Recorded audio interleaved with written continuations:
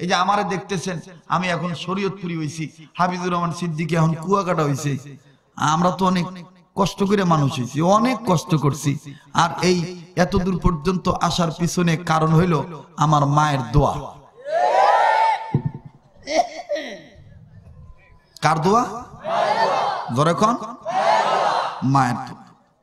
জামিয়া আশরাফিয়াতে যখন আমার এই তথ্যটা বলছিলাম, এমন আলেম নাই যে আলেম কাঁদে নাই। মায়ের দোয়া সবচেয়ে বড় দোয়া, ঠিক কিনা বলেন?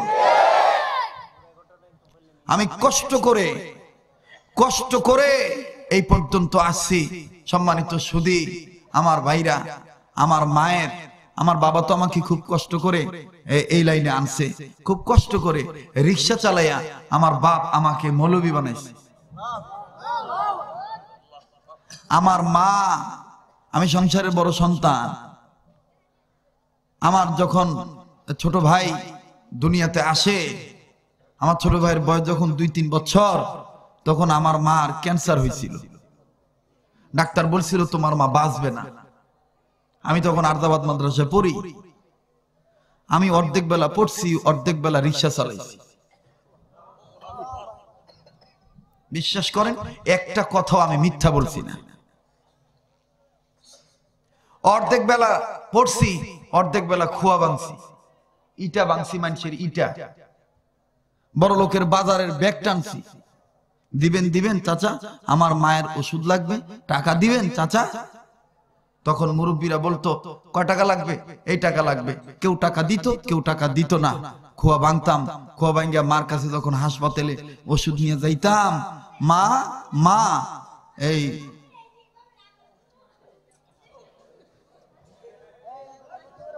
তোমার লাগা ওষুধ আনছি মা। বাবা টাকা পাইছত কই? মা একজনের লগে কন্টাক্ট করছিলাম, 300 ইটা ভাঙ্গা দিলে আমার টাকা দিব। কোন হাত দিয়ে খোয়া ভাঙছত দেখি? আমি মায়ের হাত দেখাইতাম না, আমার মায়ের আমি হাত দেখাইতাম না। আমি জানি যে আমার মা যদি আমার হাত দেখে, মা কষ্ট পাইব। এক পর্যায়ে মায় কইছি তুই যদি হাত না দেখাস আমি ওষুধ খাবো না।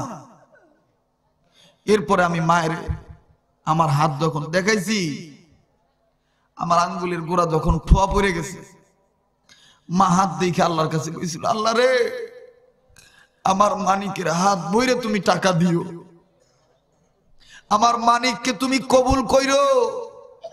আজকে এখনো সেই মা বেঁচে আছে। বিশ্বাস করেন, আমি আমার এলেমের যোগ্যতা দিয়ে বক্তা হই নাই, আমি আমার মায়ের খেদমত করে বক্তা হইছি। আমি খুব কষ্ট করছি ভাই, খুব কষ্ট করছি।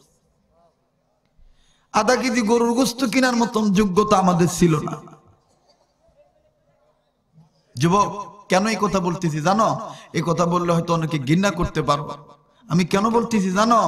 আজকে থেকে অনেক যুবক বলতে পারো, আহারে আমি আমার মায়ের আর কোনোদিন কষ্ট দিব না। আমার ভাইয়েরা প্লিজ দিল নরম করে দিবে। একটা ফোঁটা চোখের পানি দেখেন ফালাইতে পারেন কিনা গো? রাত্রি 2টা-3টা বাজে ওয়াজ করে যখন বাড়িতে যাই, প্রাণের বিবি ঘুমায়, ছেলে মেয়ে ঘুমায়, আধা রাত্রিতে, কুয়াশার রাত্রিতে, ঠান্ডা রাত্রিতে দরজায় যখন দেয় একটা টোকা দিই, মা ভিতর থেকে বলে, বাবা আইসো, একটু দাঁড়াও। আমি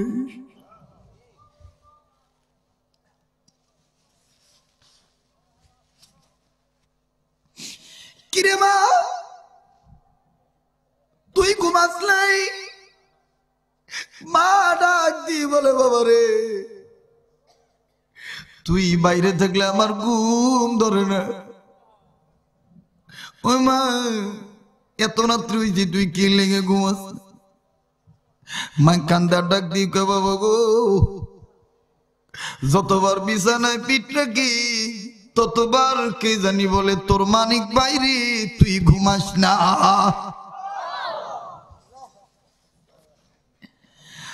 যুবক, আমি অসুস্থ, কণ্ঠ পারমিট করে না, তারপর বলে দেই রে আমার কথা বিশ্বাস কর,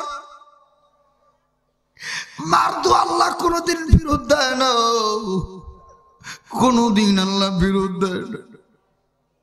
মা যার বেঁচে নাই রে, তার মতন বড় দুঃখী আর কেউ নেই। ও বন্ধু, আমার জীবনে কত ঘটনা দেখছি।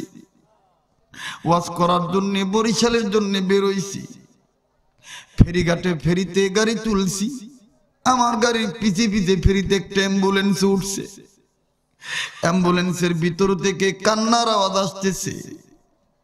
একটা বাচ্চা কান্দি আর ওর বাপের ডাক দিয়ে কই, আব্বু গো আম্মুর কাছে যাবো গো, দুধু খাবো।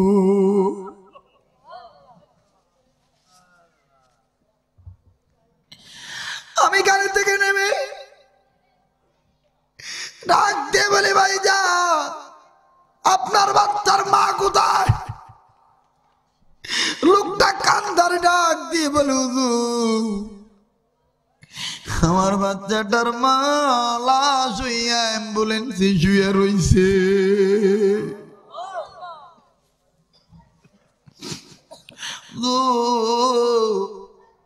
এরে আমি এখন যতই খানা দেই এ মানে না, 42 দিই মানে না। এই দেখেন আমার কামরায় কিছু রাখে নাই, আমার শার্টের বোতাম চিরা পালাইছে, আর আমারে ডেকে ডেকে বলে, আব্বু গো আম্মুর কাছে যাব, দুধু খাবো।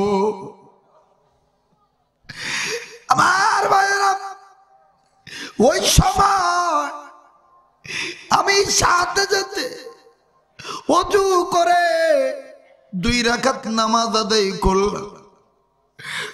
মুনাজাতের মধ্যে হাত তুলে আল্লাহকে ডাক দি বলা, মালিক রে তুমি আমার মায়ের এখনো বাঁচায় রাখছো। মা যার বেঁচে নাই তার মতন বড় দুঃখী আর কেউ নাই। মা যার বেঁচে আছে রে, তার বড় নিয়ামত আছে। প্লিজ যুবক, খুব দিলটা নরম করে দিবি, একটা ফোঁটা চোখের পানি দেখ ফলাই দে বরস কিনা। নামাজ পড়া ইবাদত, রোজা রাখা ইবাদত, ওলামা ইকরামকে মহব্বত করা ইবাদত, পাশাপাশি মা বাবার খেদমত করাটাও কিন্তু ইবাদত। ঠিক কিনা বলেন? লা ইলাহা, জোরে লা ইলাহা।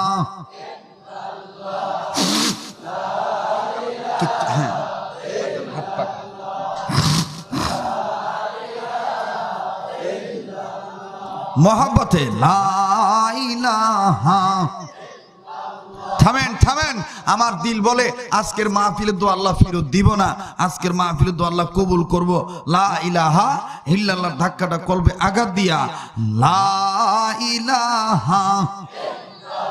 চমৎকার, লা ইলাহা। আরো ধরে লা ইলাহা, জোরে ধরে লা ইলাহা, জোরে লা ইলাহা, মহব্বতে লা ইলাহা, জোরে লা ইলাহা। জবান খোলেন, লা ইলাহা, আরো জোরে লা ইলাহা। হয় না লা ইলাহা ইল্লাল্লাহ, জোরে লা ইলাহা, জোরে লা ইলাহা। ভাইজান রিকশা চলে না চালক ছাড়া, নৌকা চলে না মাঝি ছাড়া। চলেনি চলেনি, রিকশা চলে না চালক ছাড়া, নৌকা চলে না মাঝি ছাড়া। দুনিয়া চলে না আল্লাহ ছাড়া, দুনিয়া চলি না আল্লাহ ছাড়া, মুমিন চলে না জিকির ছাড়া। লা ইলাহা আজরে লা ইলাহা, আরো জোরে লা ইলাহা, জোরে লা ইলাহা। ভাইজানি কালিমার বান্ধব ভেলা, কাজে লাগবে মরণ বেলা, ঠিক কিনা বানা? এই কালিমার বান্ধব ভেলা, কাজে লাগবে মরণ বেলা। এই কালিমার প্রেম থাকিলে, এই কালিমার প্রেম থাকিলে কবর হবে উজালা। লা ইলাহা জোরে লা ইলাহা, মোহাম্মদ লা ইলাহা, জোরে লা ইলাহা, আরো জোরে লা ইলাহা। ভাইজান বহু দূরে মাদিনা, আমরা কেমনে যাইতাম জানি না। মদিনায় যাইতে মন চায়নি?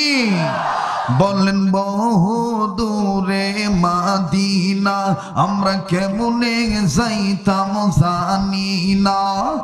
দয়া করো দয়াল আল্লাহ, দয়া করো আল্লাহ, জোরে দয়া করো আল্লাহ, পুরো মনের বাসনা। লা ইলাহা জোরে লা ইলাহা, লা ইলাহা ইল্লাল্লাহু মুহাম্মাদুর রাসূলুল্লাহ সাল্লাল্লাহু আলাইহি সাল্লাম। আওয়াজ করে বলেন আল্লাহু আকবার। হয় নাই? সবাই তাকবীরের আওয়াজ। নারায়ে তাকবীর, আল্লাহু আকবার, নারায়ে তাকবীর। আমাদেরকে অনেকে ক্রিটিসাইজ করে বলে কওমির উলামায়ে কেরাম ওয়াহাবিরা নবীর পক্ষে কানতে পারে না, এরা ওয়াজ জমাইতে পারে না। ওয়াজ জমায় দেওয়ার মালিক কেডায়? যারা বলেন কেডায়? তা আমি বলবো আজকের মাহফিল আপনারা কইবেন চলবই চলবো, সামনের লোক চুপ থাকেন, দেখি পিছনের লোকেরা কেমন আওয়াজ দিতে পারে। আজকের মাহফিল মাশাআল্লাহ। এবার পিছনে বাইরে চুপ থাকেন, সামনের বাইরা আজকের মাহফিল